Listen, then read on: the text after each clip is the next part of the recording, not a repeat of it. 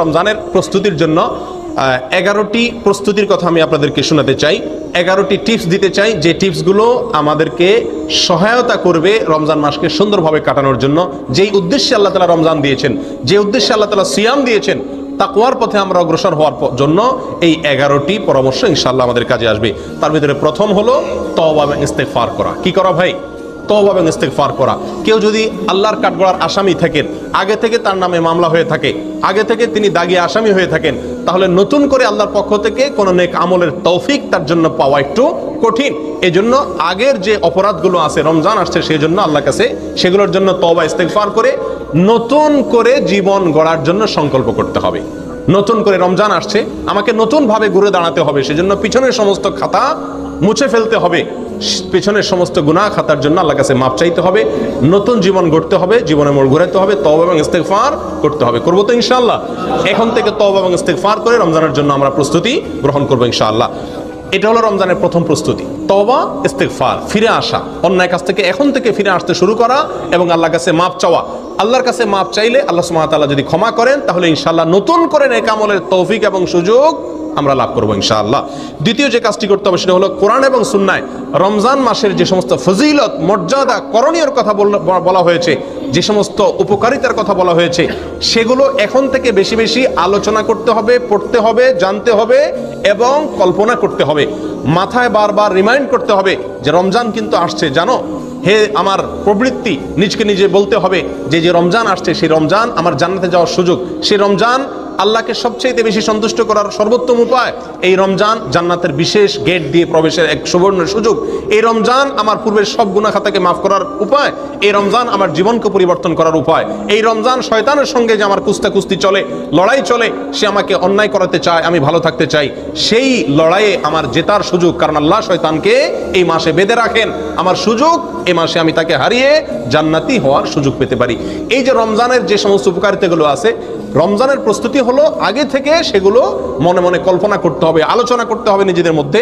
তাহলে কি হবে? রমজানের জন্য আমরা মানসিকভাবে কি হব? প্রস্তুত হতে পারবো ইনশাআল্লাহ। তৃতীয় যে কাজটি করতে হবে সেটি হলো ক্ষমা এবং সওয়াব লাভের জন্য, রমজান মাসে মাগফিরাত লাভের জন্য, অতিরিক্ত সওয়াব আল্লাহ সুবহানাহু ওয়া তাআলার কাছ থেকে সংগ্রহ করার জন্য এখন থেকে মানসিকভাবে দৃঢ় প্রতিজ্ঞা করতে হবে। মানসিকভাবে কি করতে হবে ভাই? দৃঢ় প্রতিজ্ঞা করতে হবে, এরাদা করতে হবে, পাক্কা এরাদা করতে হবে এখন থেকে যে আমি এই রমজান, জীবনের যত রমজান যেভাবেই গেছে না গেছে, এই রমজানটা আর আমি কি করবো না, হেলায় কাটাবো না। ভাই নবী সাল্লাল্লাহু আলাইহি সাল্লামের জীবনে 7 বা 8টি রমজান পেয়েছেন। সাহাবায়ে কেরাম বেশিরভাগ সাহাবীদের জীবনে 2, 4, 5, 6, 7, 8টি রমজান পেয়েছেন। আমরা এক একজন আলহামদুলিল্লাহ জন্মসূত্রে মুসলিম, আমরা আলহামদুলিল্লাহ প্রাপ্তবয়স্ক হওয়া থেকে মৃত্যু পর্যন্ত রমজান পাচ্ছি, 30-40 বার জীবনে রমজান পাচ্ছি। তারা জীবনে 2, 4, 6টি, 7টি, 8টি রমজান পেয়েছেন, প্রাপ্তবয়স্ক হয়েছেন, 40-45 বছরে মুসলমান হয়েছেন, কয়েক বছর পরে মারা গেছেন, শহীদ হয়ে গেছেন, জিহাদের ময়দানে গেছেন, মাত্র কয়েক বছর রমজান পাইছেন। রমজানের রোজা ফরজ হয়েছে যখন, তারপর নবী সাল্লাল্লাহু আলাইহি ওয়াসাল্লাম মাত্র 7-8 বছর বেঁচে ছিলেন। তাহলে অল্প কয়েকটা রমজান পেয়েছেন, কিন্তু সেগুলোকে এত সুন্দর ব্যবহার করেছেন যে তাদের জীবনে তারা সফল হয়ে গেছেন। প্রিয় বন্ধুগণ, আমরা 30-40টা রমজান পাইও সেগুলোকে সফলভাবে কাটাতে পারি না। এর অন্যতম একটা কারণ হলো এটার জন্য আমাদের পূর্ব প্রস্তুতিটা ভালোভাবে থাকে না। অতএব প্রিয় বন্ধুগণ, রমজানের তৃতীয় প্রস্তুতি হলো আল্লাহর পক্ষ থেকে এই মাসের খায়ের, বরকত, ক্ষমা, মাগফিরাত এগুলো পাওয়ার জন্য মানসিকভাবে দৃঢ়ভাবে কি করতে হবে? পাক্কা ইচ্ছা এবং প্রতিজ্ঞা করতে হবে যে না, এই রমজানে আমার টাকা আসুক আর না আসুক, ব্যবসা হোক আর না হোক, অন্য কোনো দিক থেকে লাভ বা ক্ষতি যাই হোক না কেন, আমি প্রতিজ্ঞা করলাম এই রমজানটা আমি ব্যতিক্রম রমজান কাটাবো, এই রমজানে আমি আমার মালিককে খুশি করে ছাড়বো, এই রমজানে আমি আমার জাহান্নামের খাতায় নাম যদি লেখা হয়ে থাকে আল্লাহ না করুক কাটায় ছাড়বো, এই রমজানে আমি জান্নাতীদের খাতায় নাম লেখাইয়াই ছাড়বো ইনশাআল্লাহ। এজন্য প্রতিজ্ঞা করতে হবে। 4 নম্বর যে প্রস্তুতিটা নিতে হবে প্রিয় বন্ধুগণ, সেটা হলো এই রমজানের আগে, গত বছর বা তার আগের জীবনের কোনো রমজানের রোজা যদি কাজা হয়ে থাকে, এই শাবান মাসের শেষ হতে না হতেই সেই রোজাগুলো আগে কি করতে হবে? রাখতে হবে। একটি রমজান আসার আগে আগেই পূর্বের রমজানের রোজা কি করতে হয়? কাজা করে শেষ করতে হয়। যদি থেকে থাকে সেগুলো পূরণ করতে হবে। মা বোনদের থাকার সম্ভাবনা থাকে, তাদের শেষ করার জন্য উৎসাহ দিতে হবে। নিজেদের থাকলে কোনো অসুস্থতার কারণে বা কোনো কারণে যদি রমজানের রোজা বাদ যেয়ে থাকে, তাহলে এই রমজানের আগে আগে সেগুলো শেষ করতে হবে। এটা হলো 4 নম্বর প্রস্তুতি। নাম্বার 5, আল্লাহ সুবহানাহু ওয়া তাআলা সাধারণ যে ক্ষমা ঘোষণা করেন রমজান মাসে, ওয়ালিল্লাহি উতাকাউ মিনান নার, আল্লাহ সুবহানাহু ওয়া তাআলা রমজান মাসে বহু লোককে ক্ষমা করে দেন, বহু লোককে আল্লাহ তাআলা কি করেন? ক্ষমা করে দেন, মুক্ত করে দেন জাহান্নাম থেকে। এই যে আল্লাহ সাধারণ ক্ষমা, এটা পাওয়ার জন্য কোন কোন হাদিসে কয়েকটি শর্ত আছে, তার ভিতরে একটি হলো শিরক থেকে মুক্ত হওয়া। কি থেকে মুক্ত হওয়া? শিরক থেকে মুক্ত হওয়া। আরেকটা হলো হিংসা থেকে মুক্ত হওয়া। রমজান আসছে, আল্লাহ তাআলা অটোমেটিক স্বয়ংক্রিয়ভাবে সাধারণ ক্ষমা, গণহারে ক্ষমা করে দিবেন বহু মানুষকে। আমার নামটাও সেখানে যেন ঢুকে যায় বিনা কষ্টে। তার জন্য আমাকে দুটি কাজ বিশেষভাবে করার চেষ্টা করতে হবে। এক, অন্তর থেকে হিংসাকে মুছে ফেলতে হবে। দুই, শিরক থেকে নিজেকে পরিচ্ছন্ন এবং পবিত্র করতে হবে। এই দুটো কাজ যদি আপনি করতে পারেন, তাহলে রমজান মাসে সাধারণ ক্ষমা পাওয়ার জন্য আপনি ইনশাআল্লাহ উপযুক্ত হয়ে যাবেন। তাহলে এখন থেকে রমজানের যে 5 নম্বর প্রস্তুতি, সেটা হলো সাধারণ ক্ষমা লাভের জন্য হিংসা এবং শিরক থেকে নিজেকে কি করতে হবে? পবিত্র এবং পরিচ্ছন্ন করে নিতে হবে। প্রিয় বন্ধুগণ, রমজানের 6 নম্বর প্রস্তুতি হলো রমজান এবং সিয়াম, রোজা সম্পর্কিত মাসআলা মাসাইল যেগুলো আছে সেগুলো সব অর্জন করতে হবে। ফরজ এর ইলম শিক্ষা করা ফরজ, সুন্নতের ইলম শিক্ষা করা সুন্নত, ওয়াজিবের ইলম শিক্ষা করা ওয়াজিব। প্রিয় বন্ধুগণ, অতএব রমজান মাসে রোজা কিসে ভাঙে, কিসে দুর্বল হয়, কিসে সেটার মান কমে যায়, কিসে তার মান বাড়ে, কিভাবে করা উচিত, কিভাবে করা উচিত নেই সংক্রান্ত জ্ঞান অর্জন করতে হবে। ঠিক না ভাই? ঠিক। এটা আমাদেরকে রমজানের প্রস্তুতির অংশ হিসাবে করতে হবে। 6 নম্বর। 7 নম্বর যে প্রস্তুতিটা নিতে হবে সেটা হলো পিছনের যে সমস্ত রমজান আমাদের কেটে গেছে, গত বছর তা আগের বছর বিভিন্ন রমজান চলে গেছে না, সেই রমজানগুলোতে আমরা আমল করতে পারি নাই অনেকে। ঠিক না ভাই? ঠিক। রমজানের পরে আফসোস করি।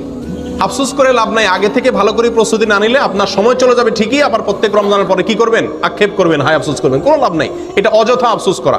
প্রিয় বন্ধুগণ, বিগত রমজানগুলোতে আমি কেন নেকামল করতে পারি নাই? কেন আমার তারাবিটা পড়া হয় নাই? কেন আমার কোরআন কারীম ভালো করে পড়া হয় নাই একবার? কেন আমার অর্থ সহকারে কোরআন বোঝা হয় নাই? কেন আমার কোরআনের হালাকে বসা হয় নাই? কেন আমার প্রচুর পরিমাণ দান করা হয় নাই? কেন আমার অমুক কাজটা করা হয় নাই? কেন মিসকিনদেরকে ইফতার করতে পারি নাই? কেন রোজাদারকে ইফতার করতে পারি নাই? কেন দান দক্ষিণা করতে পারি নাই? কেন ওই আমলটা করতে পারি নাই? কেন তো সেই আমলটা করতে পারি নাই? কেন ইতিকাফ করতে পারি নাই? কি সমস্যা ছিল সেগুলো এবার রমজানের আগে চিহ্নিত করতে হবে যে গত বছর আমি কেন করতে পারি নাই। বন্ধুর কারণে, রুমমেটের কারণে, টাকার লোভের কারণে, কি সমস্যার কারণে, সেটাকে চিহ্নিত করতে হবে। করে এই বছর রমজানের আগে আগে সেই কারণগুলো থেকে নিজেকে পরিচ্ছন্ন করে নিতে হবে।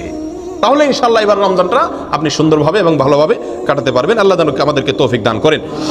প্রিয় বন্ধুগণ, 8 নম্বর প্রস্তুতি হলো রমজানের যে নেক আমলগুলো আছে এগুলো শাবান থেকেই তার প্রস্তুতিমূলক রিহার্সেল শুরু করে দিতে হবে, মহড়া শুরু করে দিতে হবে। গুরুত্বপূর্ণ কোনো কাজের আগে থেকে মানুষ কি দেয়? মহড়া দেয়। রমজান আসছে, এই জন্য রোজা রাখতে হবে। শাবান মাসে নবী সাল্লাল্লাহু আলাইহি ওয়াসাল্লাম রোজা শিখাইছেন। মহড়া এখন থেকে কোরআন তেলাওয়াতের অভ্যাস করা, যাতে রমজান করতে সুবিধা হয়। এখন থেকে রমজানের আমলগুলোর কি দিতে হবে? মহড়া দিতে হবে। এটা হলো রমজানের 8 নম্বর প্রস্তুতি। 9 নম্বর যে প্রস্তুতির কথা বলবো সেটি হলো যাতে সুন্দরভাবে ব্যবহার করতে পারি, রমজান মাসের 24 ঘন্টার রুটিন করতে হবে। কি করতে হবে ভাই? রুটিন করতে হবে। সকাল থেকে সন্ধ্যা পর্যন্ত ডিউটিতে থাকি আর যেখানেই থাকি, আমি কোন মুহূর্তটি কিভাবে আল্লাহকে সন্তুষ্ট করার চেষ্টা করব, কোন মুহূর্তটি আমি ডিউটির সময় আল্লাহকে কিভাবে সন্তুষ্ট করার চেষ্টা করব, রুমে আসার পরে আমার মালিককে কিভাবে সন্তুষ্ট করব, আমি কিভাবে আল্লাহর অসন্তুষ্টির পথ থেকে ফিরে আসব, পুরা দিনের ছক আঁকা। এটা এখন থেকে কি করা? তালিকা করে নেওয়া। কথা বুঝে আসছে ভাই? 10 নম্বর যে প্রস্তুতি, রমজানের 10 নম্বর প্রস্তুতি হলো শুধুমাত্র হেলাল কমিটির দিকে চেয়ে থাকি আমরা শাবানের শেষ তারিখে, যে রমজানের চাঁদ উঠছে কিনা। সবাই আজকাল এখন তো হেলাল কমিটিও না, মোবাইলের দিকে তাকায়, টেলিভিশন আর রেডিওর খবরের দিকে তাকায় যে চাঁদ ওঠার কোনো খবর আসছে কিনা। চাঁদ দেখার সুন্নতটা পৃথিবী থেকে বিদায় হওয়ার পথে। হেলাল কমিটির লোকজন, চাঁদ দেখা কমিটির লোকজন চাঁদ দেখবে, ঠিক আছে, কিন্তু আমাদেরও চাঁদ দেখার জন্য চেষ্টা করা উচিত। এই সুন্নতটা দুনিয়া থেকে বিদায় হয়ে গেছে। চাঁদ দেখার একটা দোয়া নবী সাল্লাল্লাহু আলাইহি ওয়াসাল্লাম শিক্ষা দিয়েছেন, আল্লাহুম্মা আহিল্লাহু আলাইনা বিল আমনি ওয়াল ঈমান ওয়াস সালামাতি ওয়াল ইসলাম। আল্লাহ নিরাপত্তা এবং শান্তি নিয়ে যেন এই চাঁদ আমাদের মাঝে আগমন করে, এই দোয়া নবী সাল্লাল্লাহু আলাইহি ওয়াসাল্লাম শিক্ষা দিয়েছেন। অতএব রমজানের প্রস্তুতি 10 নম্বর প্রস্তুতি হবে শাবানের শেষ তারিখে, 29 তারিখে যার যার সাধ্য অনুযায়ী চাঁদ দেখার জন্য পশ্চিম আকাশে একটু অনুসন্ধান চালানো। 11 নম্বর সর্বশেষ রমজানের প্রস্তুতি হলো ভাই বেশি বেশি আল্লাহর কাছে দোয়া করা এখন থেকে, মালিক আমি যতই চেষ্টা করি তোমার তৌফিক না হলে কোনো ভালো কাজ করার তৌফিক হবে না। আল্লাহ রমজানে কত মানুষ সৌভাগ্যবানদের কাতারে নাম লেখাবে, আল্লাহ কত মানুষ ক্ষমাপ্রাপ্ত হয়ে যাবে, আল্লাহ কত মানুষ জান্নাতি হয়ে যাবে। মালিক আমি যেন সেই সৌভাগ্যবানদের কাতারে হতে পারি। আল্লাহ তুমি একটু আমাকে তৌফিক দিও, সহজ করে দিও।